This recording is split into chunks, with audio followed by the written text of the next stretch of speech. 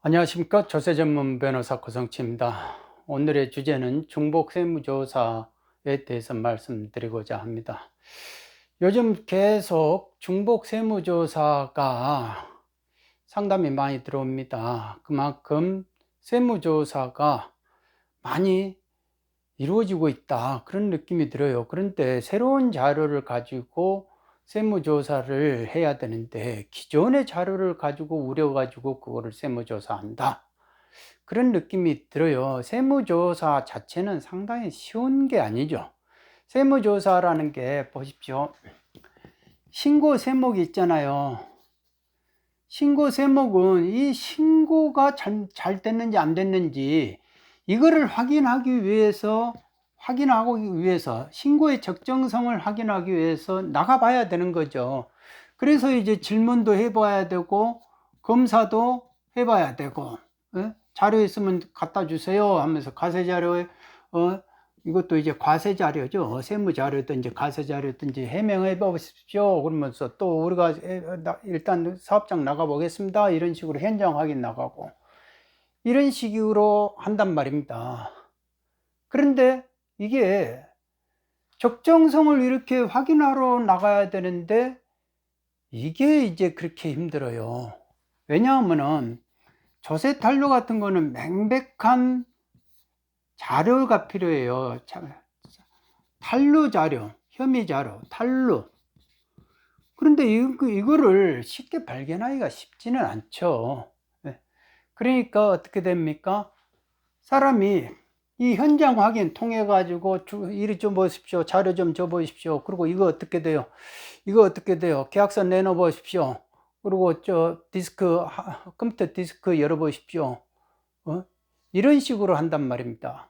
그리고 과세자료 해명 안내 보내가지고 이 과세자료 좀 이렇게 왔는데 이것 좀 해명해 보십시오 그러면 들어오라고 해가지고 이거는 왜 이렇게 돼요, 이렇게 왜 그렇게 돼요, 이렇게 하면서 그냥 사실 확인만 확인해 본 거, 이게 맞습니까, 이게 맞습니까, 아 이거 있습니까, 아 그러면 계약은 3대 7로 했습니까, 서로가 지분을 나눴습니까, 뭐 이 정도가 아니고, 아니 이렇게 하면 안 되지, 이거는 뭐 그러면 수수료네, 이거는 뭐가 이렇게 하면 안 되지 하면서 이거 그 자료 다 가져와 보십시오. 그리고 이거 이런 식으로 이제 언쟁이 붙고 논란이 붙고 내일 다시 들어오세요, 다음에 또 들어오세요, 그리고 세무대리인 데리고 오세요, 이렇게 해서 몇 번을 한단 말입니다. 그리고 당시 거래한 상대방 우리가 부르겠습니다. 그죠? 거래한 상대방도 부르고 그 사람한테도 가세자료 해명 안내, 해명 좀 해봐라, 뭐 이런 식이에요. 그러고 나서 애기에서 어떻게 됩니까? 자료를 수집하는 거예요. 자료를 수집해 가지고 본격적으로 이제 세무조사를 나간다 이거예요. 세무조사를 나간다. 그래서 이제 이런 걸 보고 현장 확인이다, 과세자료 해명 안내다, 뭐 이런 식이에요. 그러니까 이거는 세무조사가 아니니까, 만일 이게 세무조사면은 이것도 세무조사니까 이거는 중복이죠. 중복 세무조사에 의해 가지고 과세처분이 이루어졌다, 이거는 무조건 위법이 되는 거죠. 그래서 이거를 중복 세무조사를 회피하기 위한 방법들이 이런 현장 확인, 과세자료 해명 안내 막 이런 거거든요. 가령 우리가 종소세를 때리기 위해서 일단 증여세로 나가요. 증여세로 나가는 방법이 있어요. 그 증여세로 나가려면 증여세 세무조사를 나가야 되는데 자금 출처 조사라고 이렇게 해가지고 안내 해가지고 나간 자금이 어디서 났어요, 이런 식으로 이제 물어본단 말입니다. 어디서 났어요, 해명해 보십시오. 뭐 이렇게 하다가 나중에 이제 증여세 세무조사 예고 통지를 보내는데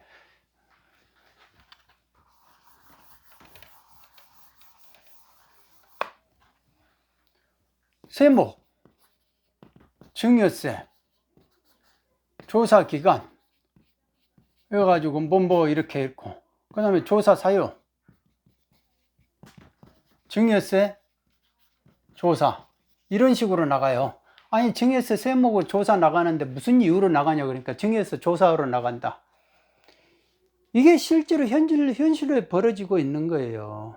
그러니까 자기가 왜 증여세 과세 근거가 왜 생겨가지고 어떤 부분에 대해서 내가 증여세 세무조사 나간다. 그러면 증여세는 일단은 이제 성립이 이루어져야 되잖아요. 성립이 있으면 이게 이제 조사 결정 세목이니까 이거는 조사 결정 세목이에요.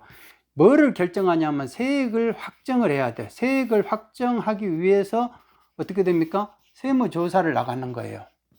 세무조사. 그러면 성립이 이루어져야 되잖아요. 그러면 증여라는 사실이 이루어져야 된다 이거예요. 그래서 우리가 해가지고 세액을 확정을 하겠다. 세액을 확정을 하겠다는데 이 증여 사실이 다 이제 정해져 있어요. 이게. 우리 상정법 몇 조에 의해 가지고 어떤 행위에 의해 가지고 이 사람이 증여로 본다. 고적과 양도에서 이거 증여로 보겠다. 명의신탁직 증여 의제를 보겠다. 아니면은 취득자금 증여 추정으로 보겠다. 예? 아니면 여기에서 직계존비속간에 증여 추정으로 보겠다. 막 이런 식으로 다 우리가 이제 조세법률주의잖아요. 그러니까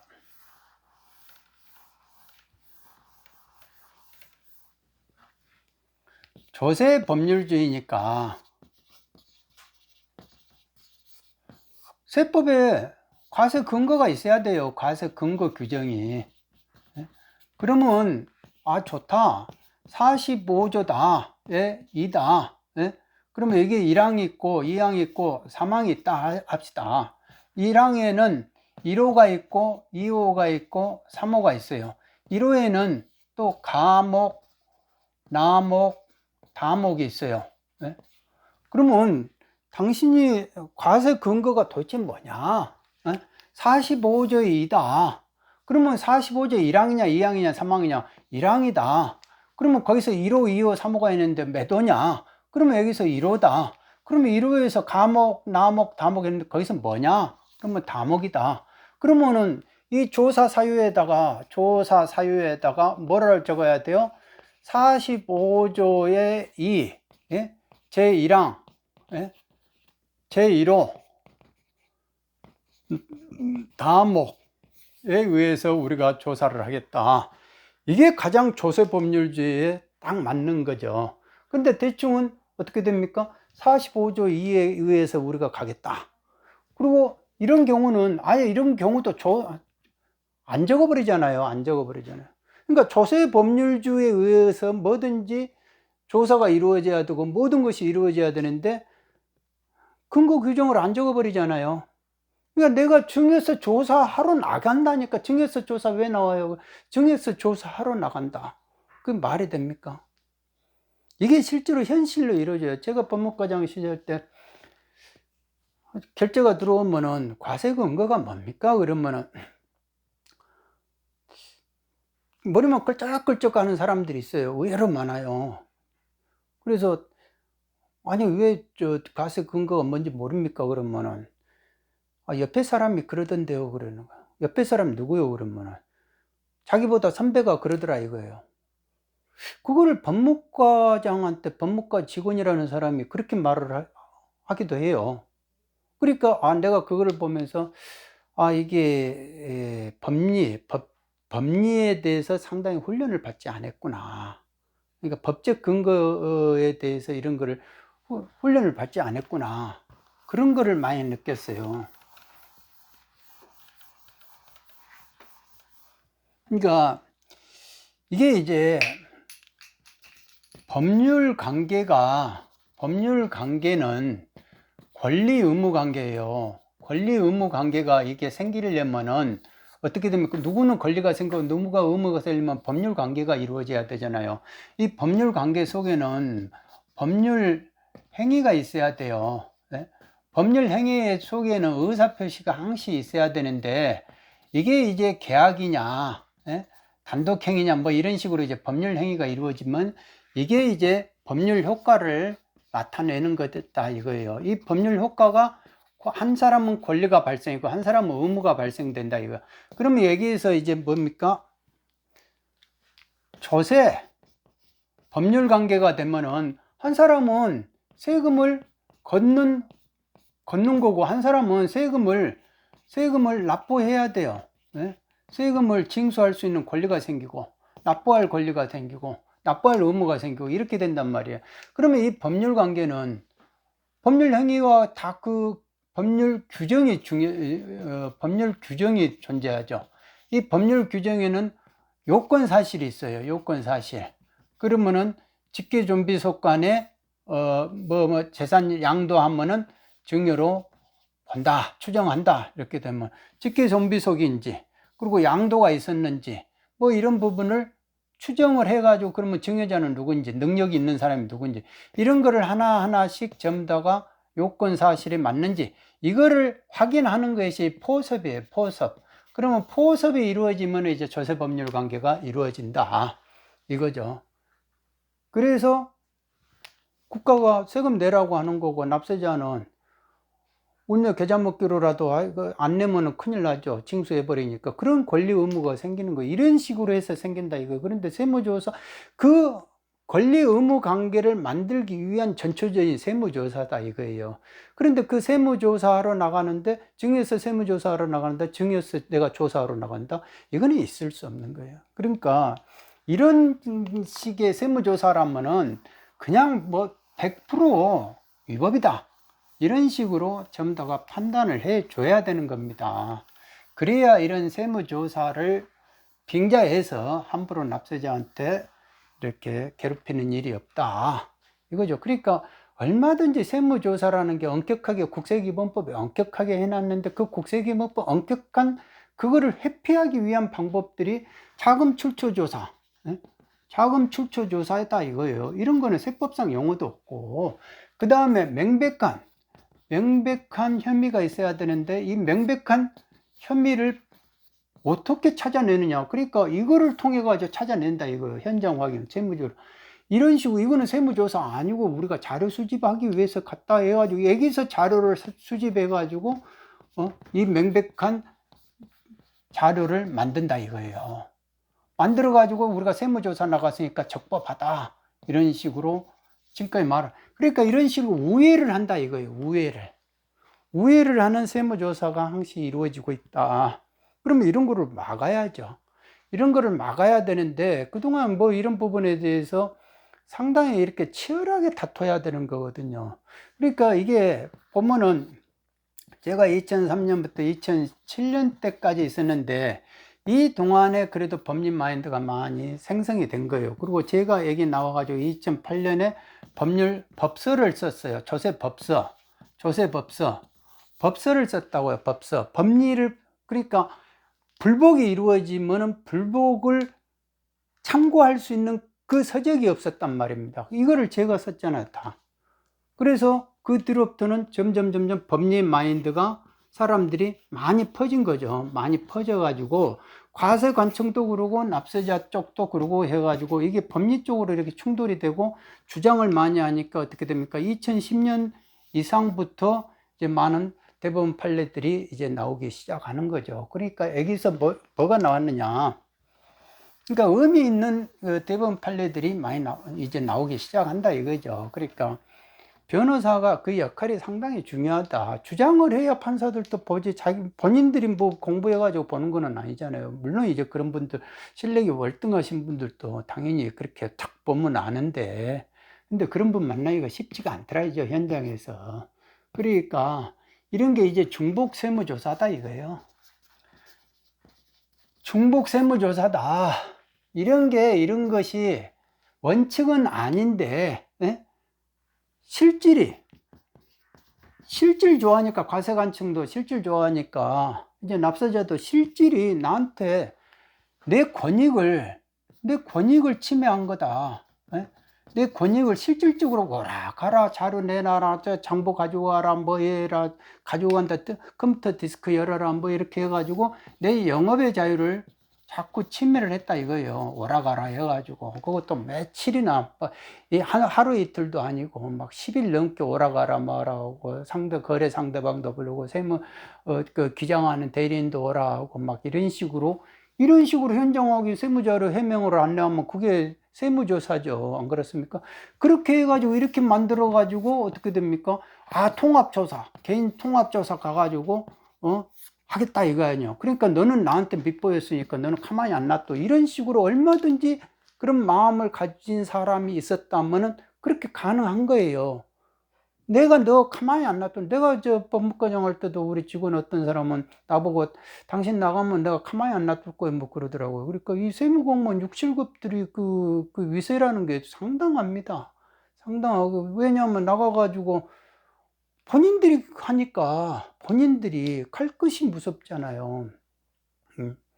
그러니까 그게 이제 이 권력을 가진, 칼끝을 가진 사람들이 이렇게 정서적으로 훈련을 못 받는다든지 그걸 함부로 남용하게끔 하는 거 그대로 놔뒀다가는 안 되죠. 그러니까 이제 국세기본법이나 이런 데에서 다 해야 되는데 이렇게 법리적으로 훈련을 시켜야 돼요. 그러니까 이제 송무교육도 만들고 그 법무 이런 부분 법무과에서 이제 자꾸 그런 구제 마인드 이제 그런 교육도 하고 그러지만 그게 하루아침에 이루어진 건 아니죠. 그래서 이제 이런 부분 통합조사를 가가지고 어떻게 됩니까? 또 범칙조사로 또 전환시켜가지고 고발은 고발, 예? 이쪽은 과세처분.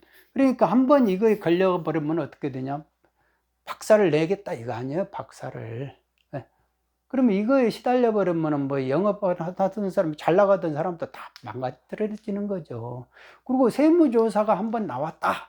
소문 나면 누가 그거 안 줘요. 영업의 자유가 일단은 그 뭐 침해를 떠나가지고 영업권 자체가 손실이 나버려가지고 사업을 접어야 되는 거예요. 그런 일이 벌어진다니까요. 과세처분도 이미 돼버리면은 알아서 불복하세요. 이렇게 되면은 이미 압류를 해놓고 불복을 하는데 계좌를 압류해버리면 어떻게 됩니까? 사업을 안 되고 이미 이 사람들한테 이 업체에다가 그 물건을 대주고 뭐를 하는 사람 입장에서는 세무조사 당했는데 언제든지 망한다 이거예요. 그러니까 사람들이 거래를 안 하려 하죠. 그러니까 어떻게 됩니까? 저절로 잘 되던 흑자 부도가 나는 것이 바로 이런 부분들이더라. 이거죠. 그리고 범칙으로 가면 뭐 어떻게 고발되면 이쪽에 또 형사소송 해야 되니까 또 검찰 불러가야 돼, 경찰 불러가야 되지. 과세처분은 과세처분대로 막 이렇게 불복해야지. 그러니까 돈 없는 사람은 하지도 못하고요. 나가 떨어져 버리는 거예요. 그러니까 이거 여기서 이제 조사 받아가지고 여기까지, 불복까지 오기까지가 이 조사, 이 현장 확인부터 시작해가지고 그 다음에 세무조사, 세무조사, 현장 확인, 그 다음에 과세예고 통지, 그 다음에 여기가 이제 범칙 처분, 범칙 처분. 그러면 이제 고발돼 가지고 수사당하고 과세처분 당하고 이 과정에서 건강은 웬만한 사람은 다 건강 잃어버리죠. 그리고 일단 밤잠을 못 잔대요. 밤잠을 못 하고 그것도 혼자만 밤잠을 못 자니까 집사람하고 같이 부부같이 밤잠을 못 자는 거예요. 배우자가 밤잠을 못 자면 그 상대방 배우자도 밤잠을 못 자는 거고 그러지 않습니까? 그러니까 심장 약한 사람들은 쓰러지는 거죠. 그러니까 병원에 입원해야 되는 거고. 그래서 이런 거를 가지고 자꾸 세무조사가 아니다 라고 하면서 얼마든지 내가 너를 한번 그 손 봐주겠다 이런 마음을 가진 사람한테는 이게 어떻게 보면은 비장의 무기가 될 수 있어요. 그래서 물론 이제 2020년 국세청 세무 공무원들이 그런 사람이 있겠습니까? 제가 봐도 한 명도 없으리라고 봅니다. 근데 만일 하나 그런 일이 벌어진다면은 이런 부분들을 가지고 할 가능성이 크다. 제가 볼 때는 이쪽에가 빈틈이 많아요. 그래서 이제 그런 영향이 있어서 그런지 몰라도 대법원 판례는 이게 이제 원심을 깨고 이제 뭡니까? 이거 아니다. 이거 세무조사에 해당된다. 이렇게 실질적으로 권익을 침해하고 영업의 자유를 침해하고 그리고 그 부담감을 느끼게 만들잖아요. 단순한 사실관계, 이게 세무자료 해명하는 이거는 이게 맞습니까? 이게 맞습니까? 이게 그렇군요. 이렇게 그럼 이건 어떻습니까? 뭐 이 정도가 사실관계 확인이지. 이거는 아닌데 이렇게 해야 되는 거 아니에요? 이거 수수료인데 뭐 이건 뭔데? 이거는 뭐 아니구만. 이거 이렇게 봐야 되는 거. 세무사가 잘못 본 거 아니야? 뭐 이러면서 그래가지고 원정 붙고 뭐 이렇게 되면 그거는 이미 세무조사가 돼버린 거죠. 저는 그렇게 확실하게 봅니다. 그러니까 이런 부분으로 지금 막 고통받고 계시는 분들 많을 거예요. 제가 볼 때는 지금 현장에서 상당히 적지 않을 것이다 봅니다. 아무쪼록 많은 도움이 되시기 바랍니다. 그리고 고통으로부터 빨리빨리 벗어나시고, 어차피 과세하려고 작정하고 달라들었으니까 거기서 고개 숙이고 뭐 해달라 해봐야 어차피 잡으려고 온 사람한테 뭐 고개 숙여봤자 뭐가 하겠습니까? 억울하게만 하지 말아달라. 그리고 억울하면 내가 불복하면 되는 거죠.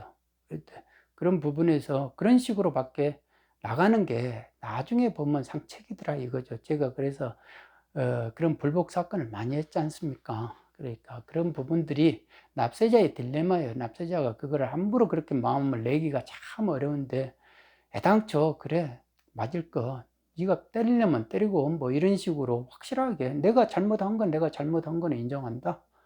그리고 나 억울하기만 하지 말아달라. 이렇게 하면 되는 거고. 그리고 대체로 세무공무원들이 이런 민법이라든지 이런 기초 사법에 대해서 상당히 좀 약해요. 왜냐하면 그걸 세무대학교 출신이라 해도 그 민법 총론 정도밖에 배운 게 없죠. 그리고 나머지 사람들이 뭐 세무사 시험, 아니 세무사 시험도 민법이 제가 없는 걸로 알고 있고, 세무 공무원으로 들어오면서도 그 민법 같은 거를 그렇게 시험 안 볼 겁니다. 제가 알고 있기로는. 그러니까 언제 기본사법 민법에 대한 법리에 대해서 그렇게 없는 거예요. 그러니까 이게 저 같은 경우는 고시 공부하다 보니까 법률 관계 있잖아요. 법률 관계가 한 8, 9년 만에 이제 법률 관계가 저런 거구나. 처음에 볼 때는 뭐 당연하다고 생각했는데 나중에 이렇게 공부를 좀 오래 하다, 고시 공부를 오래 하다 보니까 그게 상당히 중요한 개념이구나라는 생각이 들더라고요. 그러니까 그거를 쉽게 이해를 하기는 쉽지는 않겠죠. 그러니까 내가 이렇게 보겠다는데 왜 자꾸 그러냐고 이렇게 윽박질러 보면 그 사람들이 그동안 고개 숙이는 그런 사람들이 많았기 때문에. 그러니까 오늘은 여기까지 하겠습니다. 앞으로 더 할 말들이 많으니까 천천히 또 말씀해 드리도록 하겠습니다. 오늘 영상이 도움이 되셨다면 좋아요, 알림, 구독 눌러주시기 바랍니다. 좋은 영상으로 보답드리겠습니다. 감사합니다.